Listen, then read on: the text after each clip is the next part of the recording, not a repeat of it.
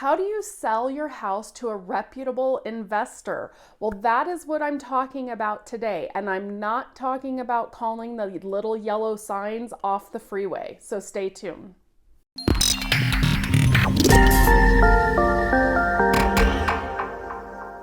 Hi, this is Melissa Ballman, and I'm a real estate agent here in the greater Salt Lake City area. So what that means, if you're looking at making a real estate move, I'd love to connect with you. Shoot me a text, send me an email, do what you gotta do, but get in touch with me. But first, today, I'm talking about people that are looking for investors to purchase their home.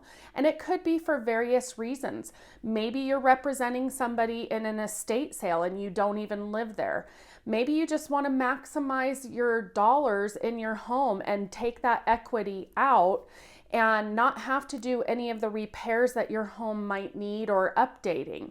Well, today I'm going to talk about the difference between a local investor and what you hear so much about with the iBuying program. So stay tuned.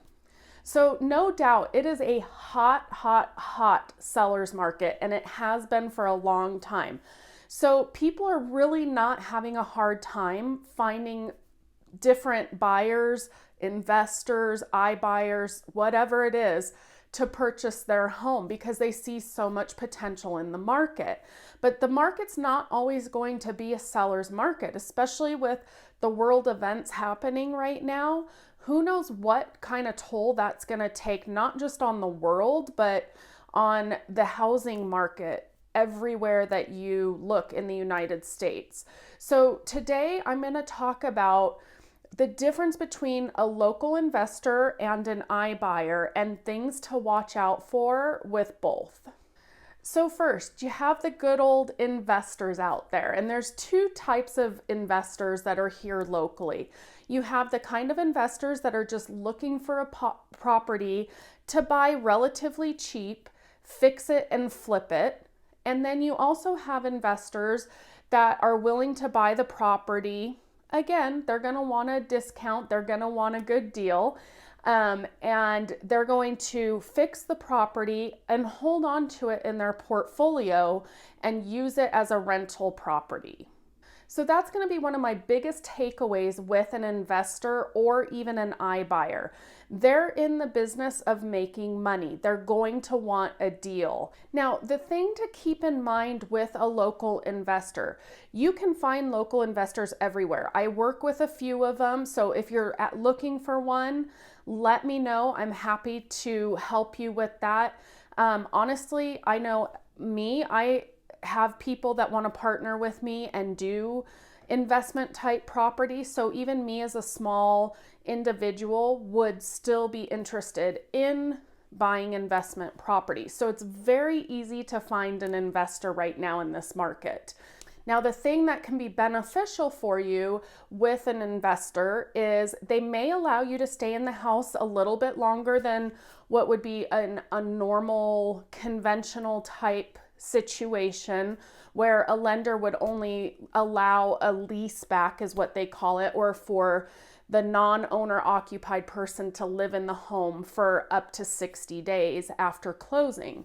Whereas if it's a cash investor, you won't have those types of restrictions. So you could get a little bit more time out of your house to move or whatever your situation is. But the thing to keep in mind also is a lot of investors, this is a business for them and they know how the numbers games work. So when they come into your house, they're generally going to know exactly what it's going to cost, not exactly to the dollar or anything, but they're going to have a really good indication when they look at your home and make you an offer of what it's going to cost them to do the repairs or updating that the home is going to need.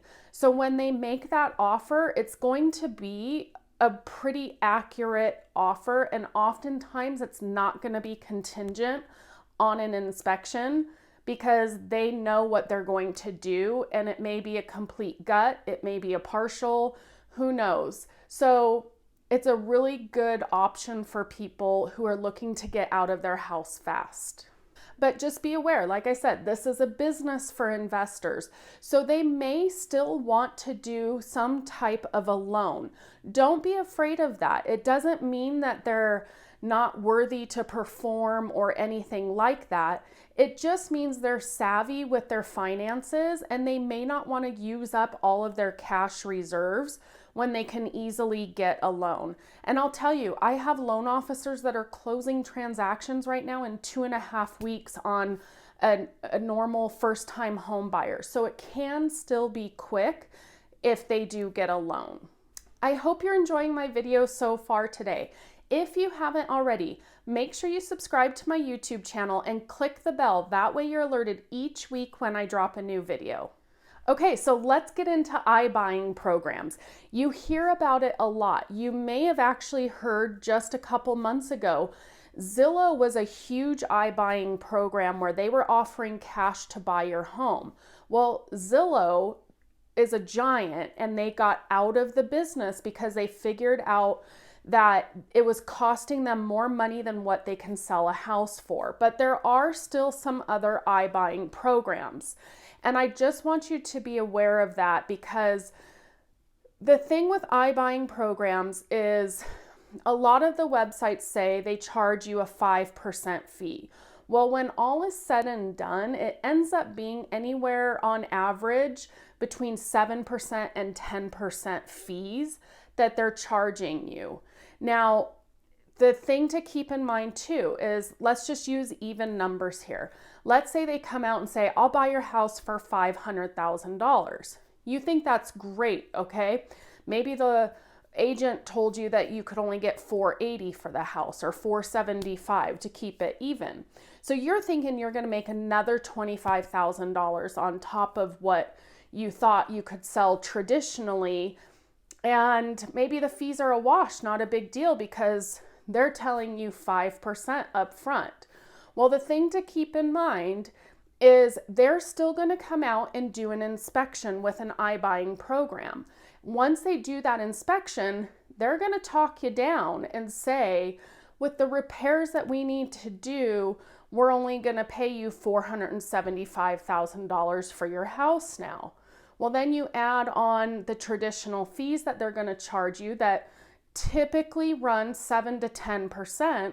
And again, you're back to it being more expensive than selling in a traditional way or finding a local investor.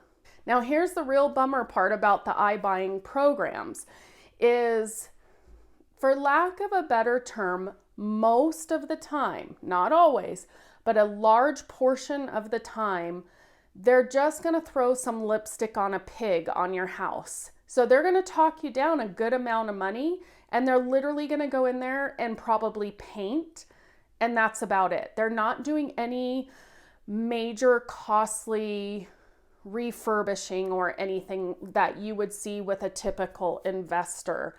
And so just keep that in mind, that you're probably not getting a really good fair price for your home in those types of situations, because they're going to tell you it's going to cost $25,000 in repairs when they're just doing a paint job that's going to cost them $10,000. Now, just like I tell all of my clients that are looking at buy a house, you need to shop around, okay? So even if you get an offer from an iBuyer program, don't stop there. Reach out to me, talk to me. I'll come look at your house and tell you what I think is a fair evaluation of your home, whether you took it to the market in a traditional sense, or maybe I can find you an investor that would be interested in purchasing the home. Get all of your ducks in a row and have all the information to make a really good decision. Don't just go off the first offer. If you have any real estate related questions, feel free to reach out to me. I'm always here to help, but as always, make it a great day.